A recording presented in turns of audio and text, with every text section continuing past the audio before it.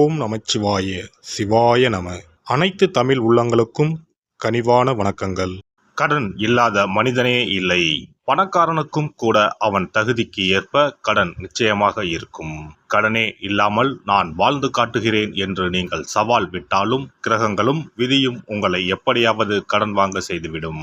அப்படி கடன் தொல்லையால் அவதிப்படுபவர்கள் ஏராளமாக இருக்கச் செய்கின்றார்கள்.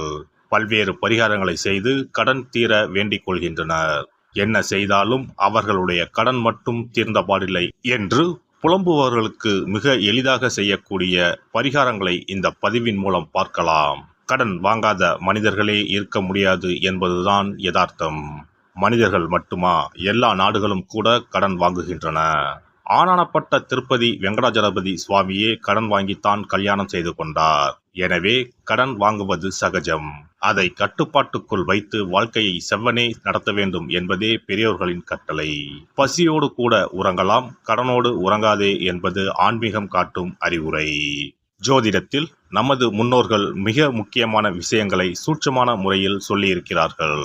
ஒவ்வொரு ராசிக்கும் கடன்கள் அடைவதற்காக என்னென்ன செய்ய வேண்டும், எவையெல்லாம் செய்யக்கூடாது, எந்தெந்த கடவுளை வழிபடலாம் என்ற பரிகார முறைகளையும் சொல்லியிருக்கிறார்கள். ஒவ்வொரு ராசிக்கும் 2ஆம் வீடு தனஸ்தானம் என்று அழைக்கப்படுகிறது. இதன் மூலம் ஒருவரின் பொருளாதாரம் சம்பந்தமான விஷயங்களை தெரிந்து கொள்ள முடியும். ஒவ்வொரு ராசியின் 6ஆம் வீடு ரண ருண ரோகஸ்தானம் என்று அழைக்கப்படும். ஒவ்வொருவருடைய மன சம்பந்தமான வலி, உடல் சம்பந்தமான வலி, ஆரோக்கியம், கடன் போன்றவைகளை நாம் 6ஆம் இடத்தின் மூலமாக தெரிந்து கொள்ளலாம். ஒருவருடைய ஜாதகத்தில் 6ஆம் இடத்தில் லக்னத்திற்கு 6ஆம் இடத்தில் எந்த கிரகம் இருந்தால் எந்த மாதிரியான பலன்கள் ஏற்படும் என்பதை பற்றி பார்க்கலாம். 6ஆம் இடத்தில் சூரியன் இருந்தால் வெப்பம் சம்பந்தமான விஷயங்கள், வெப்ப நோய் சம்பந்தமான விஷயங்களும், அரசு சார்ந்த கடன்களும் இருக்கலாம். சந்திரன் இருந்தால் நீர் சம்பந்தமான பிரச்சனைகளும், சீக்கிரமே அடையக்கூடிய கடனும் இருக்கலாம். செவ்வாய் இருந்தால் இரத்தம் சம்பந்தமான பிரச்சனைகளும், பூமி சம்பந்தமான கடனும் இருக்கலாம். இவர்களுக்கு மருத்துவ செலவுகள் அடிக்கடி ஏற்படும். புதன் இருந்தால் நரம்பு சம்பந்தமான பிரச்சனைகளும், பணம் சம்பந்தமான பிரச்சனைகளும் இருக்கலாம். குரு இருந்தால் வயிறு சம்பந்தமான பிரச்சனைகளும், தெய்வ கடன் சம்பந்தமான விஷயங்களும் இருக்கலாம். சுக்கிரன் இருந்தால் மறைவிடங்களில் பிரச்சனைகளும், கொடுக்கல் வாங்கலில் சில சிரமங்களும் இருக்கலாம். சனி இருந்தால் முழங்கால், முழங்கை, இடுப்பு சம்பந்தமான இடங்களில் பிரச்சனைகளும், பூமி சம்பந்தமான இடங்களில் பிரச்சனைகளும் இருக்கலாம். ராகு இருந்தால் முகம் சம்பந்தமான பிரச்சனைகளும், பூர்வீக வழியில் சொத்துக்கள் பிரச்சனைகளும் இருக்கலாம். கேது இருந்தால் ஞாபக மறதி சம்பந்தமான விஷயங்களில் சிறிது இரக்கங்களும், கையிருப்பு சம்பந்தமான பிரச்சனைகளும் ஏற்படும். இனி உங்கள் ராசிக்கான கடன் தொல்லை நீக்கும் வழிபாடுகள் என்ன, ஆன்மீகம் காட்டும் பரிகாரங்கள் என்னென்ன, செல்ல வேண்டிய ஸ்தலம் என்ன என்பதனை பற்றி காண்போம். உங்கள் வாழ்வில் கடன் அடைந்து வளமும் நலமும் செல்வ செழிப்பும் பெற்று வாழ்வில் உயரிய நிலையை அடைய எல்லாம் வல்ல எம்பெருமானை வேண்டி விரும்பி கேட்டுக்கொள்கிறேன். விருச்சிக ராசி. விருச்சிக ராசி என்பது காலப்புருஷ தத்துவத்தில் 8வது ராசியாக உள்ளது. இது ஒரு பெண் ராசியாகும். வடமொழியில் விருச்சிகம் என்பது தமிழில் தேல் என்று பொருள்படும். விருச்சிக ராசியின் அதிபதி செவ்வாய் பகவான் ஆவார். ரண ருணாதிபதி ராசிநாதன் செவ்வாய் பகவானே ஆவார். விருச்சிக ராசி பெண் தளபதி ராசி என அழைக்கப்படுகிறது. ஒரு நாட்டின் பெண் மந்திரிகள், முக்கிய முடிவுகளை எடுக்கும் நீதித்துறையில் பணியாற்றும் பெண்கள், பூமி சார்ந்த விஷயங்களுக்கு இந்த ராசி முக்கியமானதாகும். வேலை செய்யும் இடத்திலும் உங்களுக்கென்று தனி மரியாதையும், உங்கள் வேலையில் நீங்கள் தனித்துவம் மிக்கவராகவும் விளங்குவீர்கள். சரியான நேரத்திற்கு வேலைக்கு செல்வது, கொடுத்த வேலையை சரியான நேரத்தில் முடிப்பது போன்ற குணங்கள் உங்களிடம் உண்டு. தனவாக்கு குடும்பாதிபதி குரு, லாபஸ்தானாதிபதி புதன் என்பதனால் பொருளாதார நிலை சீராகவே இருக்கும். சீரான ஏற்றம் இருக்கும். திருமணத்திற்கு பிறகு பொருளாதார நிலை இரட்டிப்பாவதற்கும் வாய்ப்பு உண்டு. வாழ்க்கை துணை அதிக செலவு செய்தாலும் உங்களின் சிக்கனத்தால் பொருளாதார ஏற்றம் உண்டாகும். குடும்பத்தை விட நண்பர்களுக்கு செலவு செய்வது, கடன் கொடுப்பது போன்றவற்றை குறைத்து கொண்டால் வாழ்வு வளம் பெறும். வளர்பிறையில் திங்கள் செவ்வாய் ஆகிய நாட்களிலும், தேய்பிறையில் வியாழன் வெள்ளி ஆகிய நாட்களிலும் கடன் கொடுப்பது, வாங்குவதை தவிர்ப்பது நல்லது. கடன் அடைவதற்கான பரிகாரம்: முருகன் மற்றும் காவல் தெய்வங்கள் ஆகிய தெய்வங்களை வணங்கினால் நன்மைகள் வரும். மேற்கு மற்றும் வடக்கு நோக்கி கடனை அடைப்பது நன்மை தரும்.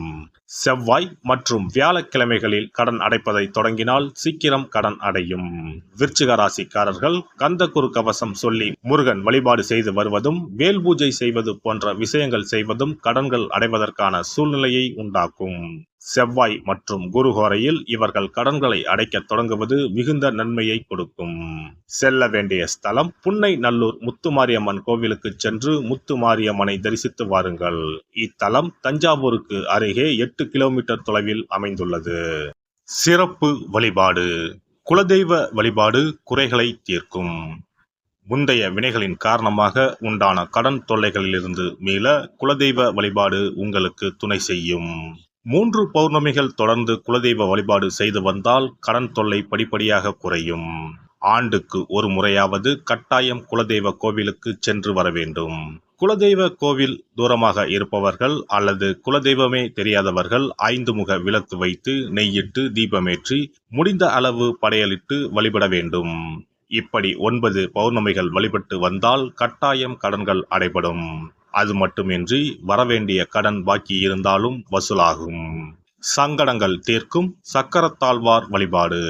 சனி மற்றும் புதன்கிழமைகளில் பெருமாள் கோவிலுக்கு சென்று அங்குள்ள சக்கரத்தாழ்வாரை தரிசித்து மனமுருகி வேண்டுங்கள். பிறகு அவரை 12 முறை வலம் வந்து வழிபடுங்கள். துளசி மாலை சாற்றி வேண்டிக் கொள்ளுங்கள். நிச்சயம் கடனால் உண்டான சங்கடங்கள் நீங்கும். கோமாதா வழிபாடு குறைகளை தீர்க்கும். செல்வத்தின் அம்சமான கோமாதாவின் வழிபாடு உங்களை நிச்சயம் காக்கும். காலையில் விழித்ததும் பசுமாட்டை காண்பது தீர்வு கொடுக்கும். மேலும் ஒரு முறையாவது பசுவுக்கு கீரையும் பழமும் கொடுப்பது நல்லது. திருமகள் உரையும் பசுவின் பின்புறத்தை தொட்டு வணங்குவதும் செல்வம் சேர வழி தரும். குளிகை நேரத்தில் வாங்கிய கடனில் ஒரு பங்கை அடையுங்கள். நிச்சயம் முழு கடனும் தீரும். அதுபோல குளிகை நேரத்தில் கடனை வாங்காதீர்கள். அடகு வைத்த நகைகள் வீடு வந்ததும் நன்கு சுத்தம் செய்து மஞ்சள் நீரில் போட்டு பூஜை அறையில் ஒரு நாள் வைத்த பிறகே உபயோகப்படுத்துங்கள். வீட்டை எப்போதும் சுத்தமாகவும் தெய்வ கடாட்சமாகவும் வைத்துக் கொள்ளுங்கள். திருமகள் தங்கும்படி உங்கள் சுற்றமும் செயலும் இருக்கும்படி பார்த்து கொள்ளுங்கள். கடன் தீரும் வரை பூஜை அறையில் மஞ்சள் பொடியால் அக்ஷயம் என்று எழுதி வாருங்கள். தோரண கணபதியை அன்றாடம் விளக்கேற்றி வழிபடுங்கள். சதுர்த்தி நாட்களில் நைவேத்தியம் சமர்ப்பித்து வழிபடுங்கள். நிச்சயம் கடன் தீரும். ருண விமோசன பைரவர் வழிபாடு கட்டாயமாக உங்களின் எல்லா கடன்களையும் தீர்க்க உதவும். அதுபோல பிரதோஷ வழிபாடு நிச்சயம் எத்தனை பெரிய கடன்களையும் படிப்படியாக தீர்க்க உதவும். அதுபோல பஞ்சமி தினத்தில் அம்பிகையை எண்ணி விளக்கேற்றி வழிபட்டால் கடன் பிரச்சனைகள் தீரும். வெண்கலம் அல்லது பித்தளை விளக்கு வாங்கி வசதியில்லாத சிவாலயத்துக்கு தானம் கொடுக்கலாம். செவ்வாய் பகவானின் திருவருள் இருந்தால் கடன் இல்லாத வாழ்க்கை அமையும். விரய செலவுகள் குறையும். எனவே செவ்வாய் தோறும் செவ்வாயின் அதிபதியான முருகப்பெருமானை வணங்கி வேண்டலாம். சஷ்டி கவசம் பாடி சஷ்டி விரதம் இருப்பதும் கடன் சுமைகளை அறவே ஒழித்துவிடும். எல்லாம் வல்ல இறையருளால் நீங்களும் உங்கள் அன்பு குடும்பமும் உடல் நலம், நீலாயுள், நிறை செல்வம், உயர் புகழ், மெய்ஞானம் ஓங்கி வாழ்க வளமுடன்.